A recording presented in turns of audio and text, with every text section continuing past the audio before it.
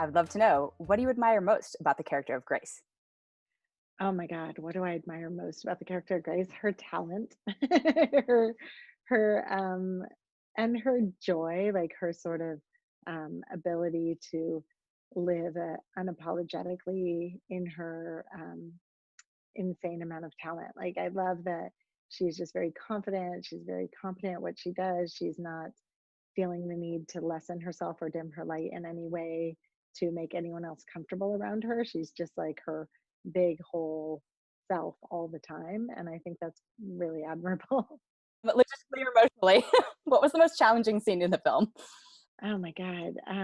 Let me think. I mean, logistically, the most challenging scenes were the performance scenes because I wanted them to sing live and also have the pre-record, but also I think that was also the most emotionally challenging because Tracee Ellis Ross was singing for the first time in a movie and in her first movie. So I think it kind of answers both of those logistically and emotionally. Tracee Ellis Ross uh, debuting her voice for the first time was the most challenging and the most rewarding. Were there any hesitations on your part for that whole singing thing? Because it's such a crux of the film, right? Like people being able to sing and perform, and then you've got all these talented people. But like, what's that dynamic end up being like for you? Yeah, I used to, as a director, just watch these movies and think, if I was stuck with that, would I pick the actor who could sing or the singer who could act? And I always landed on the actor who could sing because you can do all kinds of movie tricks if you need to make people sound better, but you can't like fix bad acting. So You can't fix that in luckily post. I That's not a. can't, you really can't. I've tried. I mean, you can make it better. But yeah, it is really one of those things where I just felt like I didn't have to compromise. Like I had these great actors who could also sing, and they were fantastic in both. I think Kelvin Harrison Jr. is just a major movie star and someone to look out for. And the fact that he can do comedy, he can do drama, he can do, like leading man, he could do supporting, he can do, now he can sing. It's just like a really fun thing to discover in the movie is Kelvin. Yeah, I also love that you just have Ice Cube acting because who's funnier than Ice Cube? Maybe June Diane, but Nobody. Yeah, maybe G Diane. Yeah, but yeah, and that's why the two of them together in any scene, I was like, yes, more. I've heard you talk about risk and career risk and that being a part of this film and the women in this film, being told like don't take risks, don't it's easy to get comfortable. And Yeah. June Diane's character is a character who is ironically comfortable. But I would love to know, what is a risk that you feel you've taken in your career that has paid off? I mean, I think just choosing to be a filmmaker was a huge risk, and that luckily paid off very recently. But I think directing, I saw a lot of colleagues from film school get sidetracked out of directing, even though they were great directors. They were also really good producers, and they were also really good DPs, and they were also really good editors. And um, I have this really amazing mentor at film school, Carol Deisinger, who actually just won the Academy Award this year for her doc, Learning to Skateboard in a War Zone. If you're, I'm an NYU undergrad oh, alum. you are, yeah. So Carol. So Carol said this thing to me that I'll never forget. She said, just because you're good at something doesn't mean you have to do it. And all these women who are getting tucked into producing all these guys' films, even in film school, were really good producers, but they're also really good directors. And I didn't want to give up directing just because other paths were um, presenting themselves as more open. So I think that was a big risk, was to just say, nope, I'm just going to keep trying to be a director, even though there was like zero evidence for quite a long time that that was going to work out for me.